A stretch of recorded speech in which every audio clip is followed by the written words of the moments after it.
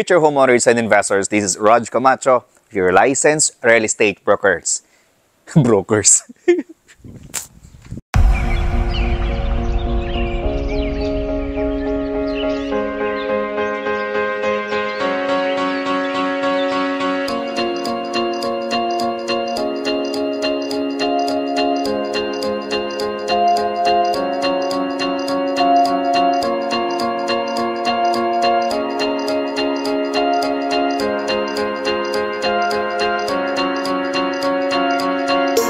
Future homeowners and investors, this is Raj Camacho, your licensed real estate broker.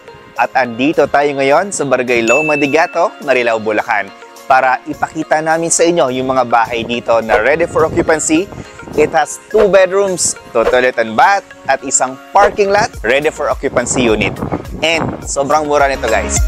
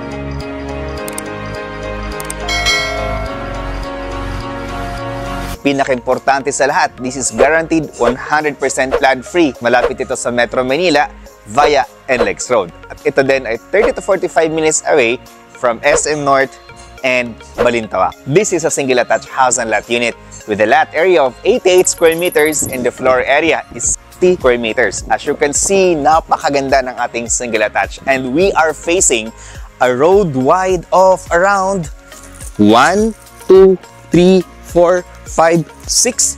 So it's around 8 meters wide yung front ng bahay natin. Yung mga old subdivisions kasi natin, ay malalapad yung mga kalsada nila. Katulad nito. Okay, so for our single attached house and lot unit, mayroon tayong space on our front. So this space is provision for our parking lot dito sa area na to. So this parking lot can accommodate a car, sedan, van, or SUV. And this is partially covered.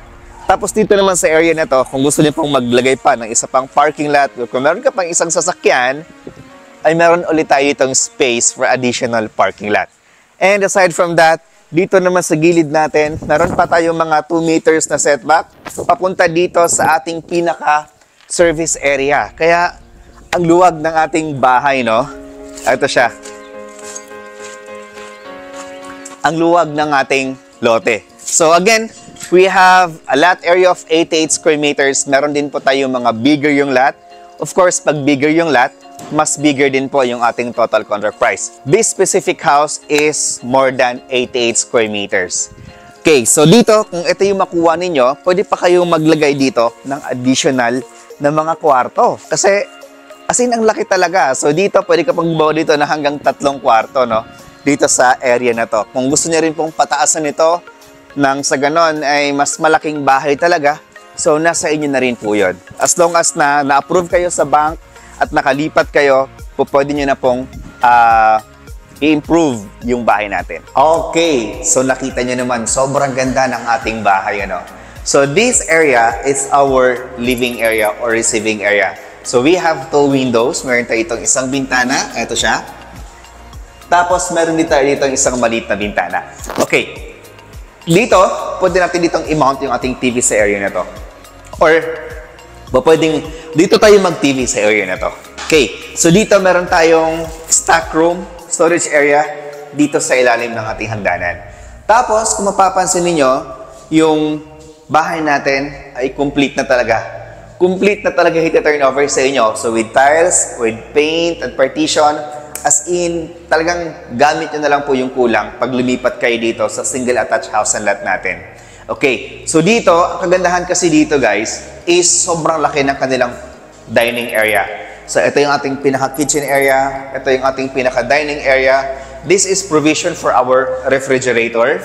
Then, ito naman po is a provision for our gas range. Tapos maglagay ka na lang dito ng range hood, tapos mga built-in cabinets. Okay, future homeowners and investors, no? Kung ayaw nyo magluto dito sa loob ng bahay ninyo, meron pa tayong space sa likod, which is yun yung pinakita ko sa inyo kanina. Meron tayo ditong space na po pwede ninyong gamitin pa for your dirty kitchen or kitchen itself. In fact, naglagay na rin po sila dito. Okay, so next is yung ating pinaka-toilet and bath. By the way, bago ang lahat, no, meron tayong mga built-in cabinet dito sa baba. Ayan, ng ating lababo. Eto siya. Yan, mga built-in cabinet. So, yung mga yan, ay kasama na rin po yan sa turnover ng bahay. Tapos, dito, meron tayo ditong isang toilet and bath. So, sa ating toilet and bath, meron tayong shower area. So, this is our toilet and bath dito sa ground floor. So, next naman po, isisilipin natin kung gaano nga ba kalaki yung mga kwarto nila sa taas. Gaano kalaki yung dalawang kwarto nila sa taas. Tara po. So, for our stairs, as you can see, yung railings naman natin ay bakal, tapos yung handrails natin ay kahoy, tapos yung pinaka-foundation natin ay purong buhos. Ayan. So, akit tayo sa taas. Okay. So, dito naman sa portion ng hagdanan natin, dito sa area na to, ay meron tayong maliit na bintana. Source of natural light and ventilation. Ayan po siya. Tapos, dito sa taas, hindi na po naka-tiles. Ito ay naka-carpet. Ayan, naka-carpet na po yung ating second floor. Tapos, ito naman po yung ating bedroom number 1. Okay. So, for our bedroom number 1, mataas yung ceiling natin. Meron tayong isang bintana dito at isang bintana dito. Tapos, kung gusto niyo po maglagay ng air conditioner, pwede rin po dito sa portion na to or pwede po dito sa portion na to. Yan. Andito po yung saksakan nila. So, marami din tayong mga saksakan. We have 1, 2, 3, 4 na mga saksakan. And this area is provision po para sa inyong built-in cabinet. So, iangat mo na lang yung cabinet dyan. Diyan mo na lang ilagay yung inyong cabinet. Or pwede rin po sa area na to. Ayan po. Pwede mo siyang gamitin. Provision for your cabinets. So next is our master's bedroom. So this area is our master's bedroom. Ito.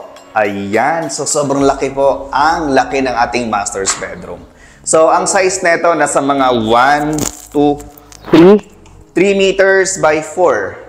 1, 2, 3, 4. O, di ba? This is 3 by 4 meters, yung laki ng ating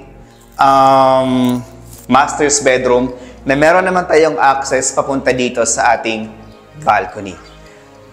Ito naman yung ating pinaka, ayan, balcony. Ayan naman po yung ating kapitbahay natin. Okay, so next is yung ating pinaka toilet and bath dito sa second floor. So this is our toilet and bath. Again, it has a shower area, water closet, then lavatory. Tapos ito naman yung tiles natin is hanggang dito lang sa leeg natin, ano, yung tiles natin. So nasa mga 1 meter, 1.5 meter yung haba ng tiles natin. Okay, future homeowners and investors, the next is kung magkano nga ba yung price ng ating 2 bedrooms, 2 toilet and bath with parking lot dito sa Marilao. Future homeowners and investors, this is the price for our single attached house and lot dito sa Barangay Loma de Gato, Marilao, Bulacan. It has a lot area of 88 square meters and the floor area is square meters. It has 2 bedrooms, 2 toilet and bath at isang parking lot. So, complete ang ating turnover with tiles, with paint, partition, as in, lilipatan mo na lang po yung ating bahay. Okay? So, yung price natin is 4,500,000 pesos. At ang kanyang down payment naman is only 20% and that is 900,000. Bawasan natin ang reservation fee na 30,000 pesos at ang matitira ay pwede natin siyang i-divide up to 12 months. Then yung inyong monthly down payment for 12 months is only 72,500 pesos lang. Then yung inyong balance na 80% is payable naman po siya through bank financing. Then yung inyong monthly amortization through bank financing for 20 years is only 28,111 pesos lang. Then you can own this beautiful house here in a beautiful flood-free subdivision, malapit sa SM North, Trinoma, Balintawak, malapit din ito sa Northwind Global City na gagawin ni Megaworld. At syempre, ang pinakamalaga sa lahat, ang nagpapa-appreciate ng value dito sa buong Marilao, walang iba kundi ang New Bulacan International Airport.